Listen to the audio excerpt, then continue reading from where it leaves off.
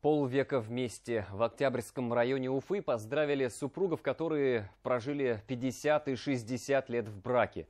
Юбилярам вручили подарки и дали возможность вновь почувствовать себя молодоженами, как полвека назад. Подробности расскажет Лилия Курбанова. Под руку к столу бракосочетания вновь спустя 50 лет. Также шли полвека назад и клялись разделить и горе, и радость. Не соврали. Как и полагается на свадьбах, танцы женихов и невест. Супругам, которые прожили вместе полвека, вручили новые свидетельства, уже юбилейные. Прилетел, мы не заметили. Все в заботах было. И даже когда сказали, что мы 50 лет прожили, мы даже удивились. Как один день, как миг. Вот как в песне поется. Следуя известной пословице про долгий путь, дорогу длиной в 50 лет, эти пары шли вместе. Такое путешествие кто-то, кстати, буквально начал с вокзала. Познакомились в поезде. И вот живем. Полюбили друг друга и живем. Всегда были вместе. Научились всему, что не знали. Я сам физкультурник. Я медсестра.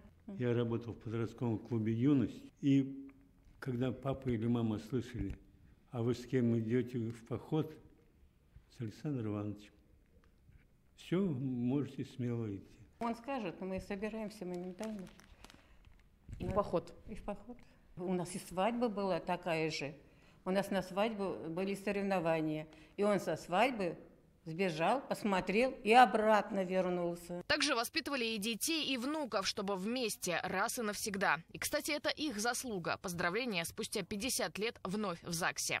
Если вы также хотите поздравить своих родителей с такими знаменательными датами, это 50, 60 и 70 лет совместной жизни, то вам необходимо обратиться самостоятельно в отдел ЗАГСа, написать заявление, и далее определят время и дату церемонии.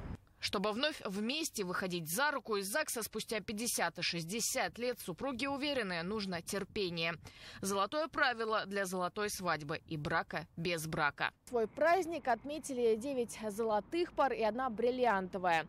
Такие драгоценности, над которыми и в прямом смысле, и в таком переносном не подвластно время. Лилия Курбанова, Виктор Меренков. Новости.